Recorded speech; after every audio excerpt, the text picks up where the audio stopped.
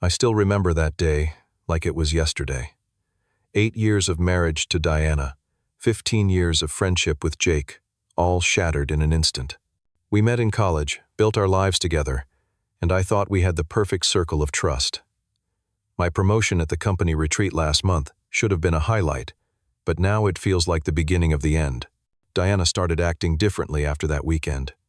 There was a new cologne scent lingering on her clothes, and Jake barely looked me in the eyes anymore. Before I tell you how my perfect life fell apart, let me know where you're watching from. Hit subscribe and like if you've ever trusted someone who didn't deserve it. Trust me, what happened next changed everything I thought I knew about loyalty. My name is Alonso, and at 34 years old, I thought I had everything figured out. I worked as a software engineer at Fast Track Technologies, a growing tech company that had been my professional home for the last 7 years. The stability of my career was matched only by what I thought was the stability of my personal life. Diana and I met during our sophomore year of college. She was studying marketing, and I was knee-deep in computer science. We connected at a mutual friend's party when we both tried to escape the noise by hiding out on the back porch. 3 hours of conversation later, I knew there was something special between us. We dated throughout college, moved in together after graduation, and got married 2 years later. 8 years of marriage had its ups and downs, but I thought we were solid. We hadn't had children yet, but we were planning to start trying next year after Diana finished her MBA. Jake entered my life during freshman orientation. We were randomly assigned as roommates and quickly became inseparable. He was the outgoing counterpart to my more reserved personality, always pushing me to try new things and meet new people. When Diana came into the picture, Jake was supportive from day one. He was my best man at our wedding, and the three of us often joked that he was the third wheel we actually wanted around. After college, it was Jake who told me about the opening at Fast Track Technologies. He had started there 6 months earlier and put in a good word for me.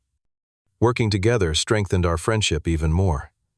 Our families got together for barbecues on weekends. We had a standing basketball game every Thursday night, and our friend circle centered around our connection. The company retreat last month was held at a lakeside resort 3 hours from the city. Diana came along as a +1, as did the partners of several other employees. The weekend was filled with team-building activities during the day and social events in the evening. On the final night, the CEO announced several promotions, including mine, to lead developer of our new project. I was ecstatic, and Diana seemed genuinely proud. Jake congratulated me with a hug, but looking back, there was something off about his reaction. His smile didn't reach his eyes, and he disappeared shortly after the announcement. The first signs that something was wrong appeared gradually after we returned home. Diana suddenly became more conscious about her appearance. She bought new clothes, changed her hairstyle, and spent more time at the gym. While I initially appreciated the effort, it felt strange that it coincided with her becoming more protective of her phone. She changed her passwords and would take calls in another room, something she had never done before. There were unexplained absences, too. Twice a week, she would come home late, claiming to be working on group projects for her MBA program. When I offered to pick her up, she would say she was already on her way home. Our intimate life changed as well. Sometimes, she would be unusually passionate. Other times, completely disinterested, claiming exhaustion from her busy schedule. I dismissed my concerns at first. Diana was in the final semester of her MBA program, and I knew the stress was getting to her. I tried to be understanding and give her space. When she suggested we spend more time apart to maintain our independence, I agreed, thinking it was a phase that would pass once her studies were complete. Around the same time, Jake started becoming mysteriously busy too. Our Thursday basketball games were canceled 3 weeks in a row. When we did talk at work, our conversations were surface level, lacking the depth and inside jokes that had characterized our friendship for years. The coincidence of both Diana and Jake becoming distant at the same time didn't register until much later. I was too trusting, too naive to connect the dots. I finally shared my concerns with my sister Melissa during one of our weekly phone calls. She lived across the country, but had always been my sounding board for relationship advice. "Have you tried talking to Diana about how you feel?" she asked. "I don't want to come across as paranoid or controlling," I replied. Alonso, communication isn't controlling. Maybe she doesn't realize how her behavior is affecting you. Or maybe there's something else going on that she hasn't shared yet. Melissa's advice made sense. Diana and I had always prided ourselves on our communication. Perhaps we were just going through a rough patch that needed acknowledgement and attention. Our 8th wedding anniversary was approaching, and I decided to use it as an opportunity to reconnect. I planned a surprise weekend getaway to the coastal town where we had spent our honeymoon. It would be the perfect chance to rekindle our relationship and address the distance that had grown between us. Little did I know that my anniversary surprise would uncover a betrayal I never saw coming. I took 2 days off work to prepare for our anniversary weekend. Diana thought I was attending a coding workshop, which gave me the perfect cover for my surprise. I was at home finalizing the booking details for our getaway when I realized I needed to check our shared calendar to make sure Diana didn't have any conflicting appointments. Our shared desktop computer was logged into Diana's email account. I was about to close it and log into my own when a notification popped up. It was a receipt from the Grand Hotel downtown, thanking her for her recent stay. The date caught my attention immediately. It was last Tuesday, one of the nights she claimed to be working late on her group project. My heart started racing as I clicked on the email. The receipt showed a room booked for 5 hours from 6 p.m. to 11 p.m. and included charges for room service, a bottle of wine, and 2 entrees. This wasn't a group project meeting. This was something else entirely. I sat there staring at the screen, trying to come up with innocent explanations. Maybe it was a surprise for me, but our anniversary was still a week away. Maybe it was for a friend. But why would Diana pay for it? The more I thought about it, the more the knot in my stomach tightened. When Diana came home that evening, I casually asked about her day, watching her face carefully for signs of deception. Just the usual, she said, avoiding eye contact. Group meeting ran late again. We're almost finished with the final presentation. At the university library, I asked, my voice steadier than I felt. Yeah, where else would we meet? She laughed, but it sounded forced. I almost confronted her then, but something held me back. I needed more information before making accusations. That night, while Diana slept, I checked our phone records online. What I found made me physically ill. There were dozens of late-night calls and texts to a number I recognized immediately: Jake's. The calls often happened during her group meetings or on nights when I worked late. The most recent was last Tuesday, the same day as the hotel booking. I scrolled back and found a pattern going back almost 6 months, starting right around the time of the company retreat. My mind raced with possibilities, each worse than the last. I needed to know for sure before confronting either of them. The next morning, I called Jake's girlfriend, Sophia, under the pretense of planning a surprise party for Jake. "How are things between you two lately?" I asked, trying to sound casual. Sophia sighed heavily. "Honestly, not great. Jake's been distant for months. Always on his phone, always working late. I've asked him if there's someone else, but he denies it." Her words confirmed my worst fears. I thanked her and ended the call feeling guilty for not telling her the truth. But I needed to gather more evidence first. That weekend, while Diana was showering, I installed a tracking app on her phone. I told myself it was just to confirm my suspicions, not because I had become someone who spies on their wife. The moral implications made me uncomfortable, but the need to know the truth was stronger. The following Tuesday, Diana texted that she would be working late again on her group project. The tracking app showed her location as the Grand Hotel downtown. I drove there, parking across the street where I could see the entrance. At 6:15 p.m., Jake's car pulled into the hotel parking lot. 5 minutes later, Diana arrived in her car. I sat in my car, hands gripping the steering wheel so tight my knuckles turned white. Part of me wanted to storm into the hotel and confront them immediately. But another part, the part that still couldn't believe this was happening, needed to see irrefutable proof.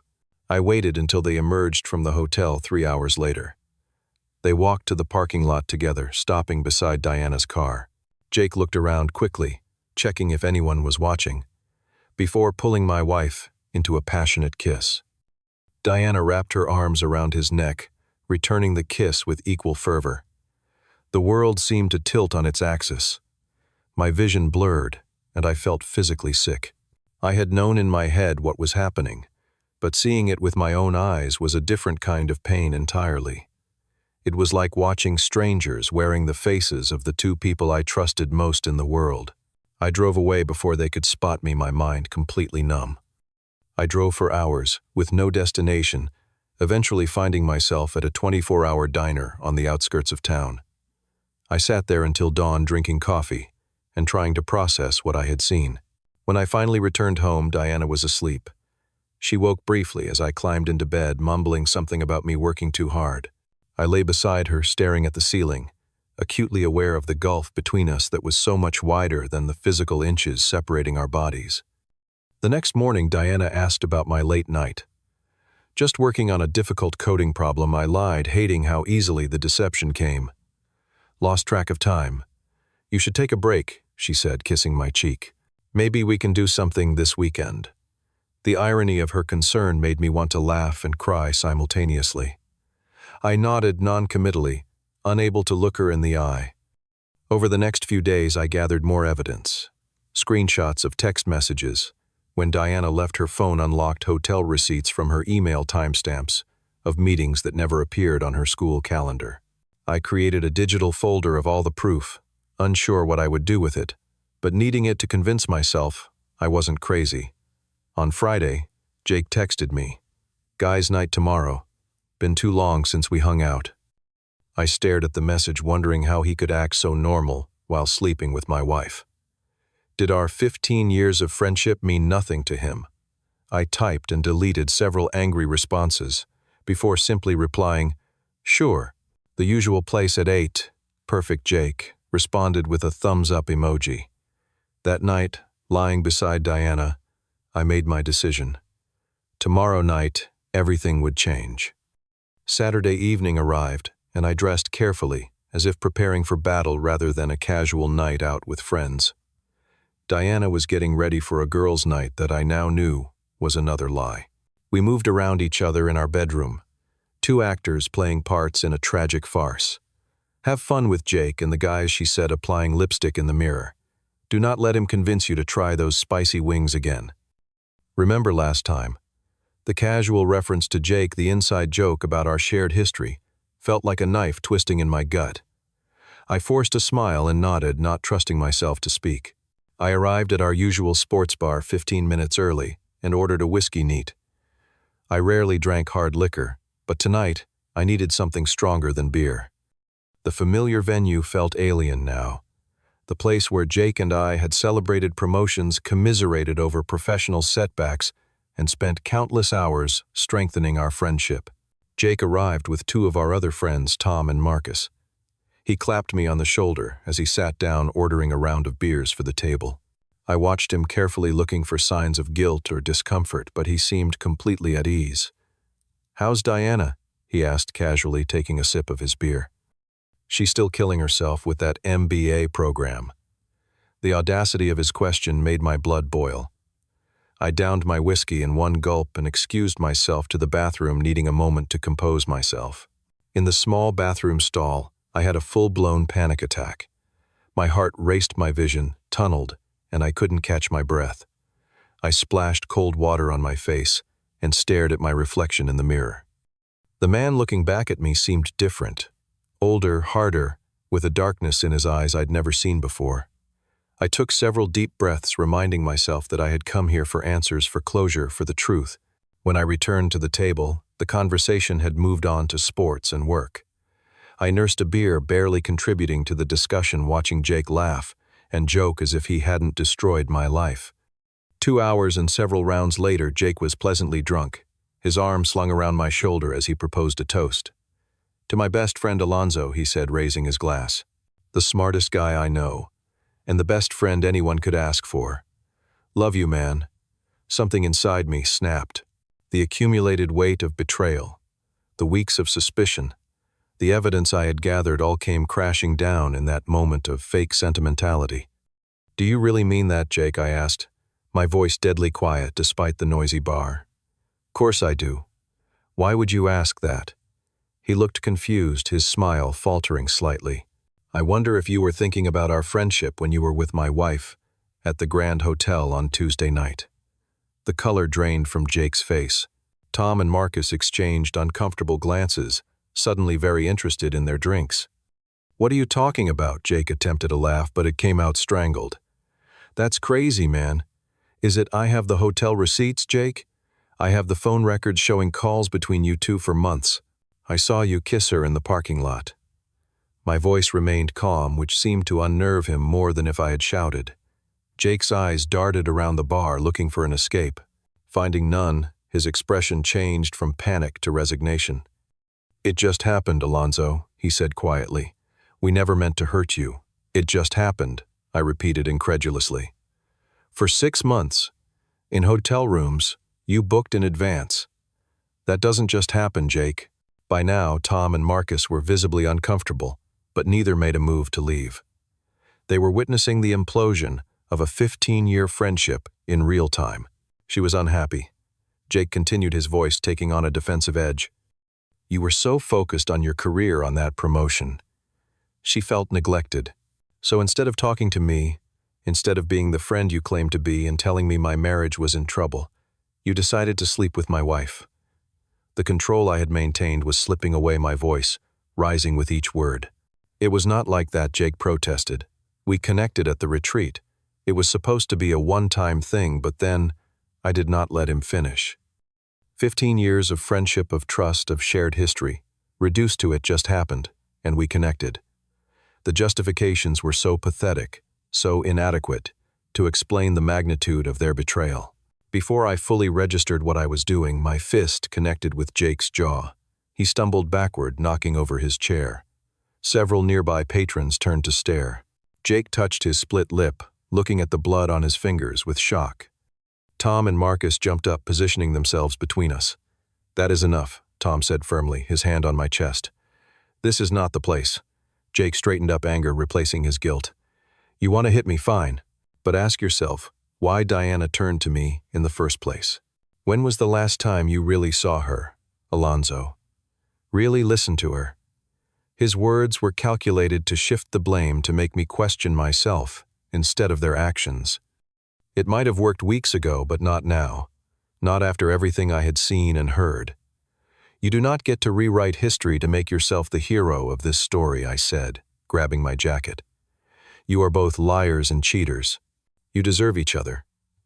I left the bar, ignoring the stares of the other patrons and Jake calling my name. The cool night air helped clear my head as I drove home, preparing for the second confrontation of the evening. When I arrived, the house was dark, except for a light in our bedroom. I found Diana packing a small overnight bag, her movements hurried and anxious. She froze when she saw me in the doorway.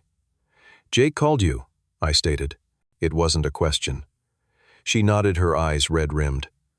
"Alonso, I can explain." Can you explain?" 6 months of lying to my face, of sneaking around with my best friend, of making me doubt my own sanity when I started noticing changes. Diana sat on the edge of our bed, the bag half-packed beside her. "I never meant for any of this to happen. That seems to be the party line tonight." I laughed bitterly. "Let me guess what comes next."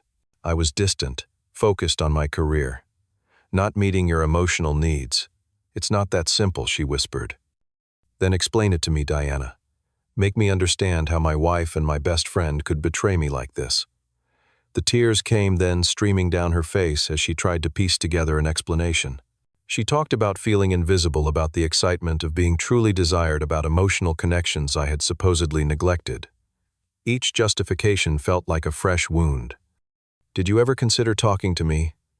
Telling me you were unhappy?" I asked, my own eyes filling with unwanted tears.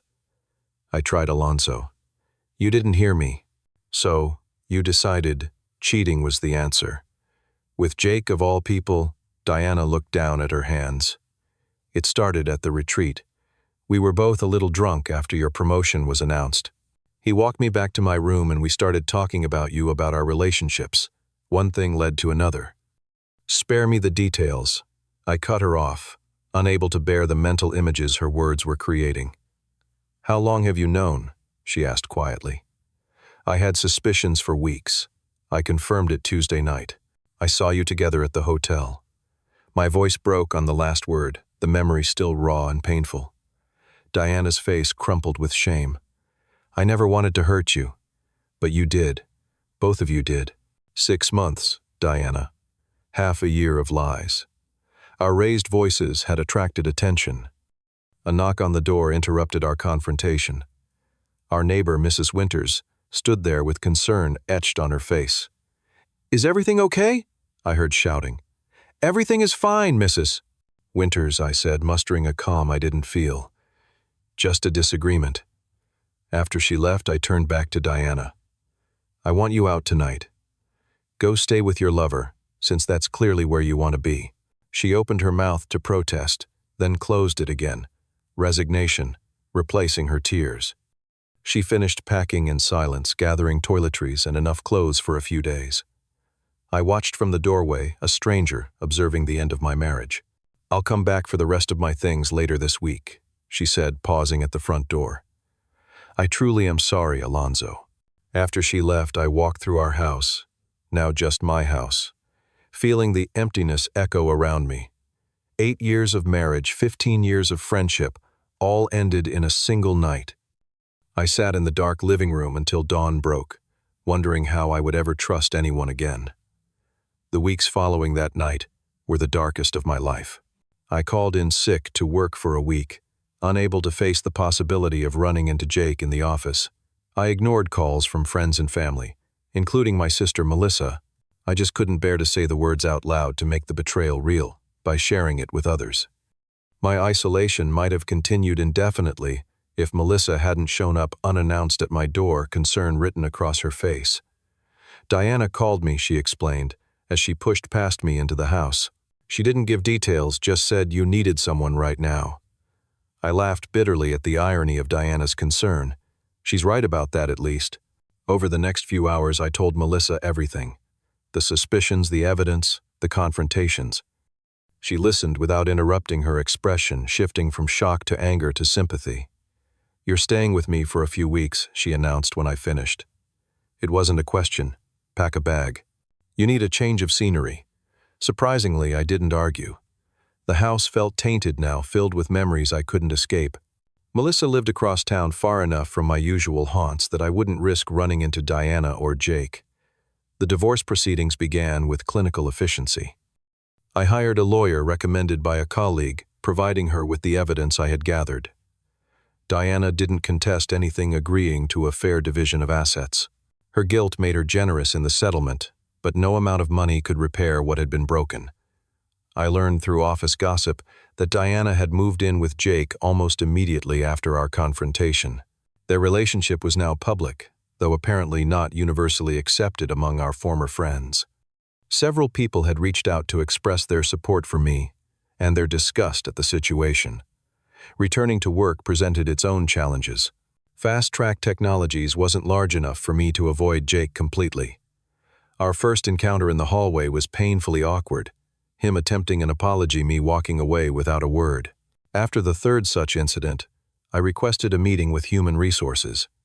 "The situation is affecting my work performance," I explained to the HR director, carefully avoiding specific details about the personal aspects.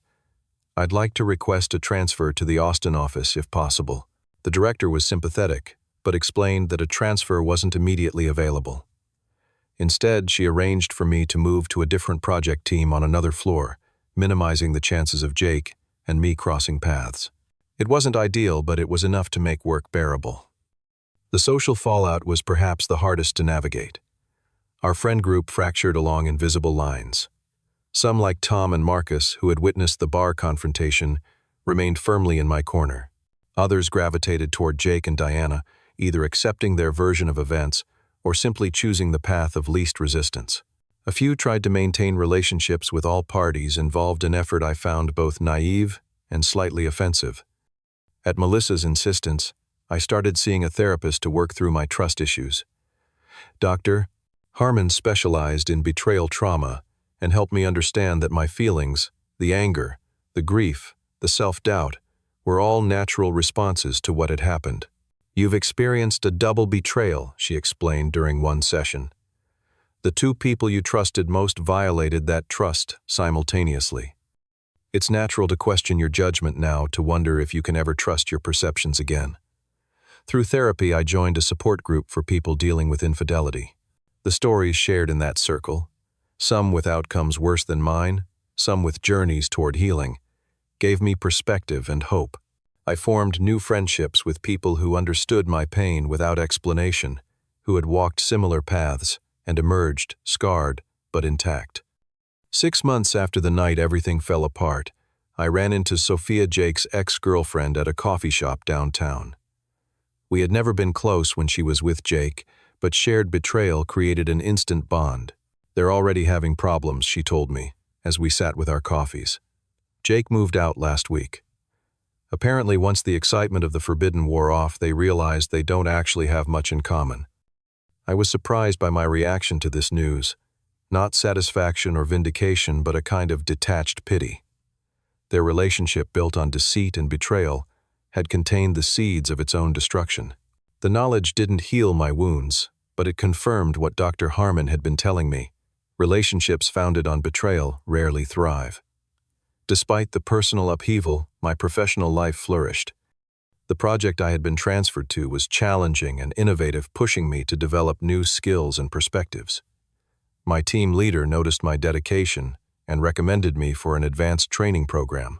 For the first time in months, I felt a sense of forward momentum, of possibilities beyond the pain. I reconnected with old friends who had stood by me during the worst of it. Weekend hiking trips with Tom, basketball games with Marcus, and his brother's dinner parties with college friends who had drifted away during my marriage. These social connections slowly rebuilt my sense of belonging, of community. I discovered new interests too.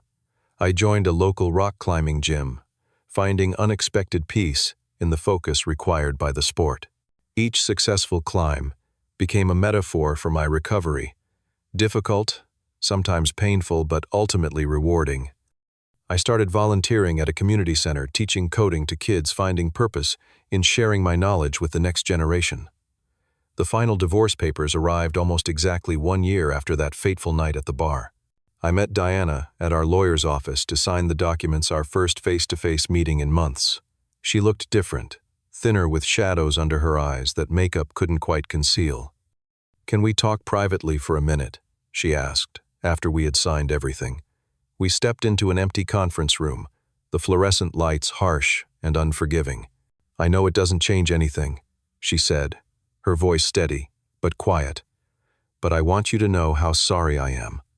What Jake and I did was unforgivable." "Where is Jake now?" I asked, genuinely curious, rather than bitter. "I don't know. We ended things 2 months ago. Turns out we weren't so compatible after all." She attempted a smile that didn't reach her eyes. "Do you think you'll ever be able to forgive me, Alonso?" I considered her question carefully before answering. "I think I already have, Diana. Not for your sake, but for mine. Carrying that anger was exhausting. But you'll never forget," she said. "It wasn't a question. No. Some things change you permanently." I stood to leave, then paused. "I hope you find whatever it was you were looking for." Walking out of that office, I felt lighter than I had in months. Forgiveness, I was learning, wasn't about excusing actions or reconciling relationships. It was about freeing myself from the weight of resentment, about refusing to let betrayal define my future. In the months that followed, I found myself sharing my story with others in the support group, particularly newcomers still raw with pain. "The betrayal doesn't get smaller," I would tell them, "but you get bigger around it. It becomes just one part of your story, not the whole thing." Dating again came slowly and cautiously. I was upfront about my history, about the trust issues I was still working through.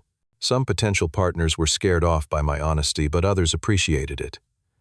My first serious relationship post-divorce was with Ellie, a graphic designer I met through a mutual friend. We took things slowly, building a foundation of transparency and communication that felt both foreign and essential after my experience with Diana. 2 years after that night at the bar, I received an unexpected job offer from a tech company in Seattle. The opportunity was too good to pass up. A senior position with creative control and a significant salary increase. Moving across the country felt like the final step in my healing journey. A clean break from the city, that held so many painful memories. The scars remain, but they've made me stronger. I learned that no betrayal, no matter how deep, gets to define who I am or what I deserve. And for anyone going through something similar right now, trust me, the day will come when it hurts less, and you'll find yourself grateful for the person you've become. Have you ever experienced betrayal from someone you trusted completely? How did you rebuild your life afterward? Share your stories in the comments below. Do not forget to like this video and subscribe to the channel for more real-life stories that might help you navigate your own challenges. Thank you for listening. And remember, sometimes the most painful endings lead to the most beautiful beginnings.